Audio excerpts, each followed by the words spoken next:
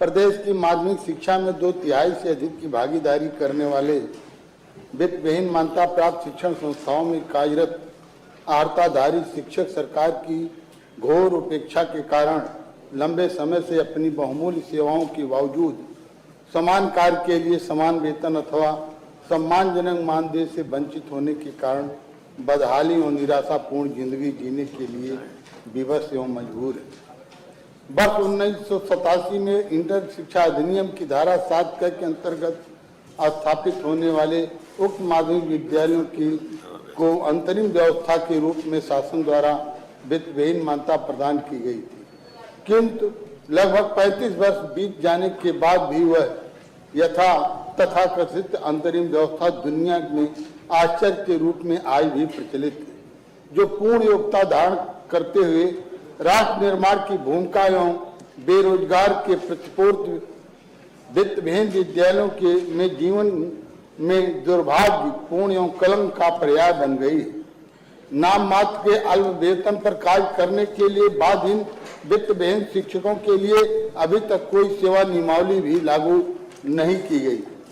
लंबी अवधि से उक्त शिक्षकों को आशा थी कि सरकार इंटरमीडिएट शिक्षा अधिनियम की धारा 7 क को संशोधित करते हुए धारा 7(4) प्रभावी करने तथा समान कार्य के लिए समान वेतन प्रदान करने का निर्णय निकट भविष्य में लेगी, किंतु अपने को लोक कल्याणकारी सरकार का पर्याय मानने वाली राज्य सरकार ने अधिनियम में संशोधन कर सदैव के लिए उक्त विद्यालयों को वित्त पोषित किए जाने के अधिकार से वंचित कर दिया है, जिससे लाखों शिक्षक गहरी हताशा कुंठा के शिकार हो गए हैं और अपने अनिश्चित भविष्य को लेकर के आत्महत्या जैसे कुंठित कदमों की ओर विचारोन्मुख हो रहे हैं, जो किसी भी सरकार के लिए कलंकित अध्याय का पर्याय।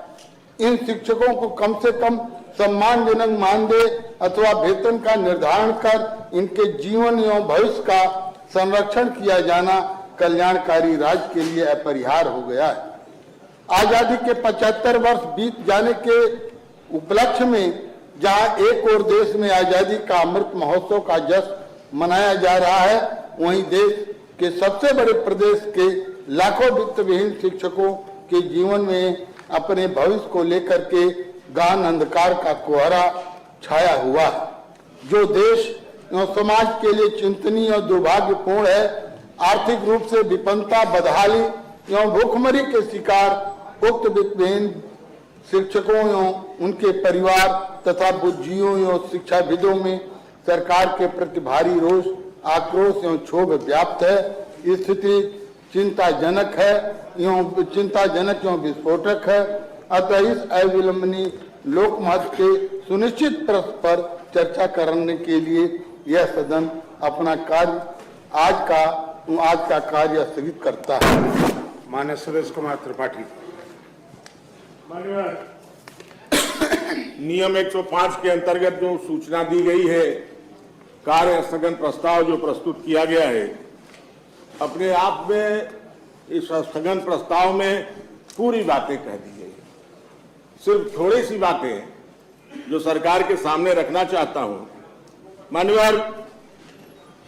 1986-87 में एक सरकार ने यह कहते हुए विद्यालयों की मान्यता की धारा परिवर्तित कर दी केवल 2 साल के लिए। उन्होंने कहा कि चूंकि सरकार की आर्थिक स्थिति अच्छी नहीं है, इसलिए 2 साल के लिए धारा 7(4) स्थगित की जाती है। उसके स्थान पर धारा 7 क्या थी, जो प्रबंध तंत्रों के ऊपर डाला गया कि प्रबंध तंत्र इसमें अपने निजी स्रोतों से इनका भुगतान करेंगे।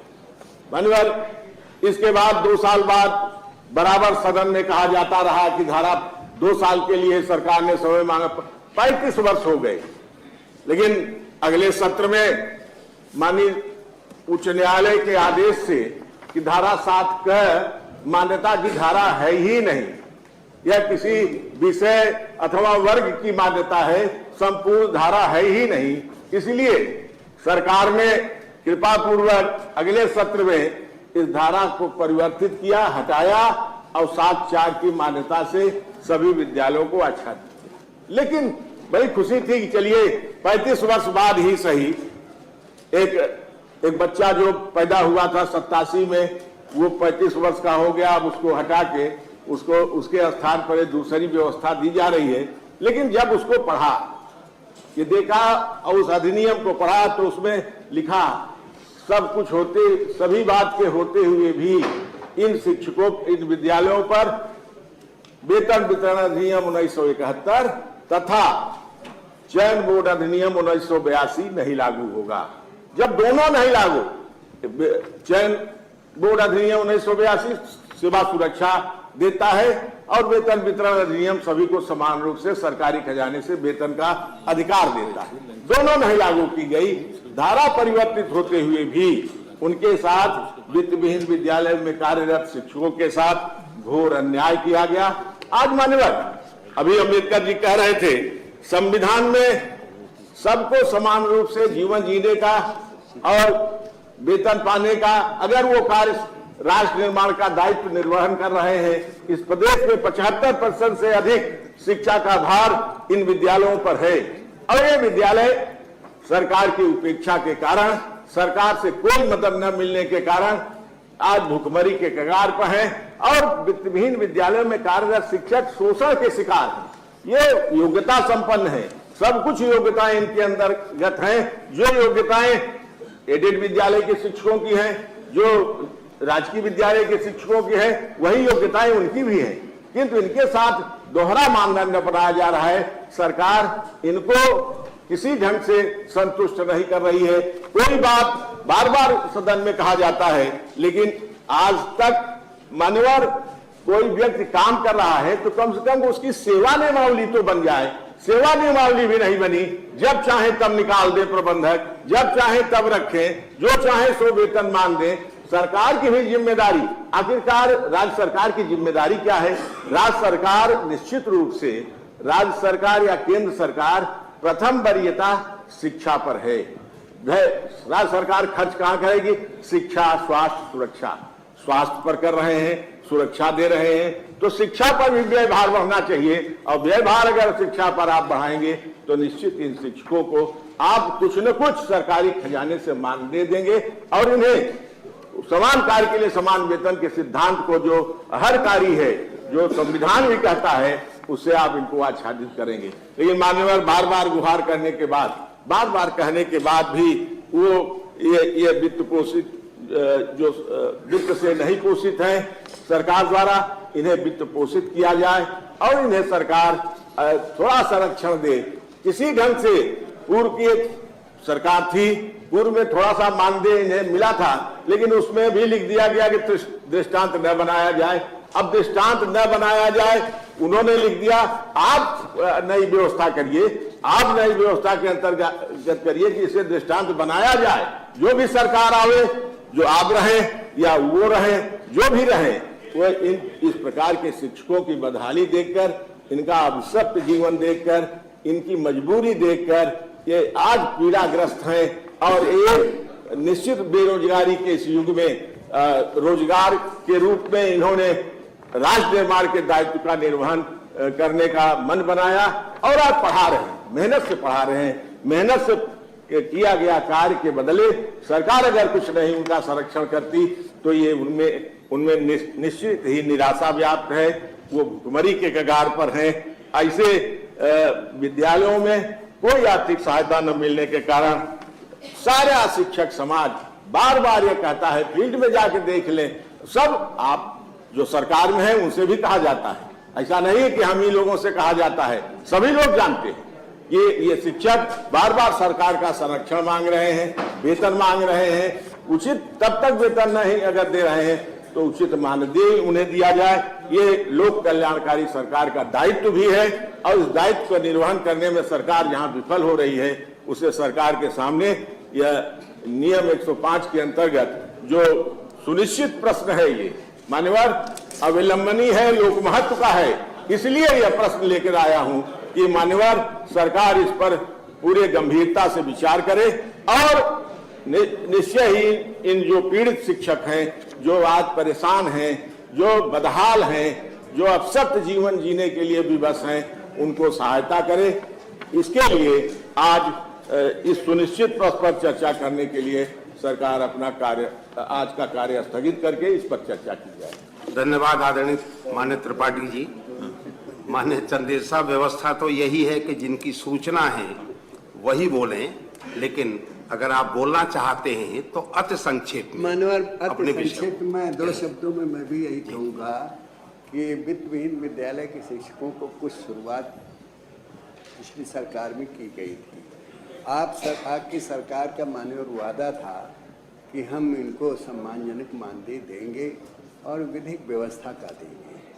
वो कैबिनेट से पास करके वो पैसा दिया गया था कि 10,000 रुपये वार्षिक सबके लिए एक पैकेज स्थापित हुआ था। मेरा यही निवेदन है कि जो पैकेज रोका गया है वर्तमान नौकरशाही के सुझाव पर, वो पैकेज या उससे कुछ बढ़ा करके, जैसा कि तत्कालीन माननीय शिक्षा मंत्री जी ने कहा था कि हम इसको बढ़ा कर देंगे और विधिक व्यवस्था कर देंगे, तो सरकार उस वादे को पूरा कर देगी तो हमें बड़ी कृपा होगी। धन्यवाद। माननीय लाल बिहारी यादव जी, बड़ा संकट हो जाता है। बहुत संक्षेप में, अति संक्षेप में अगर कहने की स्थिति हो तो अनुमति दी जाती है। अगर आप बहुत लंबा भाषण देंगे तो अनुमति नहीं देंगे भाषण हम। बहुत संक्षेप में कहें जो है आप जो है नहीं आप कहिए, लेकिन संक्षेप में। ये माननीय नेता सदन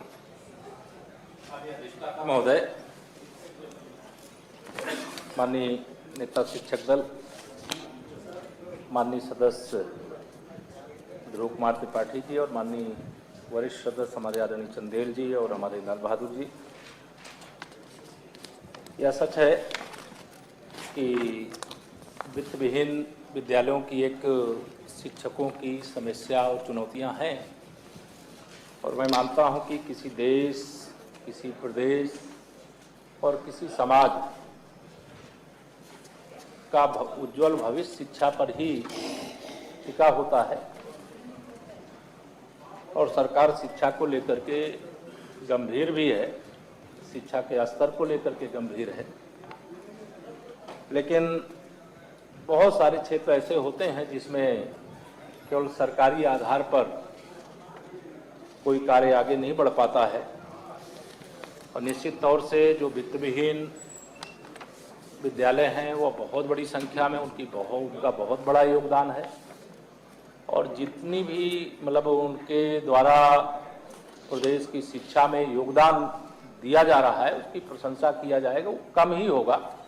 मैं सभी इस परिस्थिति और चुनौती से अवगत भी हूँ, और जो मान्यता संबंधी इंटरमीडिएट शिक्षा अधिनियम की धारा 7 में जो वर्ष 1987 का विषय था, उसके बारे में भी पहले भी विषय आ गया है, और आज भी इस संबंध में मैं आपको अवगत कराना चाहूँगा कि जो मान्यता संबंधी विषय था, इंटरमीडिएट शिक्षा अधिनियम की धारा 7 का विदिन ब्रैकेट का में नवीन विद्यालयों को मान्यता प्रदान किए जाने की कोई स्पष्ट व्यवस्था न होने के कारण विधायी अनुभाग 1 की अधिसूचना संख्या निम्नलिखित है, जो 29 जून 2022 द्वारा इंटरमीडिएट शिक्षा अधिनियम की धारा 7 विदिन ब्रैकेट 4 में संशोधन करके वित्त विहीन नवीन विद्यालयों को मान्यता प्रदान किए जाने हेतु प्रावधान किया गया है। यह माननीय सदस्य अभी जो पूर्ववर्ती सरकार के द्वारा 2016-17 में 200 करोड़ का प्रावधान किया गया था, वो शिक्षकों के लिए कोई बहुत ऐसा लक्ष्य लेकर के नहीं किया गया था, क्योंकि उस समय चुनाव को ध्यान में रख करके किया गया था। इसलिए मैं माननीय अधिष्ठाता महोदय आपके माध्यम से माननीय सदस्य को कहना चाहूँगा, देखिए चुनाव जब सामने हो और जब किसी भी सरकार को चुनाव के लिए जाना हो, उस समय जब इस प्रकार की कोई बात कहते हैं उसको मुझे लगता है उल्लेख करने के लिए, वो तो 200 करोड़ का प्रावधान हुआ था, वो मैं भी जानता हूँ, पूरा प्रदेश जानता है, या सही है, एक चुनौती है, एक समस्या है। इसके लिए कई बार इस सदन में मैं भी सुन चुका हूँ और इस बात को ध्यान में रखते हुए अभी तो मैं सरकार की ओर से आपके माध्यम से इतना ही अवगत कराना चाहूँगा कि जो हमारे वित्त विहीन विद्यालयों के शिक्षक हैं उनको लेकर के शासनादेश संख्या 1766/15/7/2021 -191 है 2021 का ही दिनांक 5/9/2021 द्वारा वित्त विहीन जो मान्यता प्राप्त विद्यालयों के शिक्षकों को प्रदत्त वेतन और प्रवृत्तियों को भुगतान प्रबंध तंत्र द्वारा चेक के माध्यम से या संबंधित शिक्षक के बैंक खाते में सीधे ट्रांसफर किए जाने के निर्देश दिए गए हैं। मैं इस संबंध में व्यक्तिगत तौर से चिंतित हूँ। उचित स्थान पर इसकी चर्चा करेंगे और चर्चा करके भविष्य के लिए क्या किया जा सकता है उसको देखेंगे।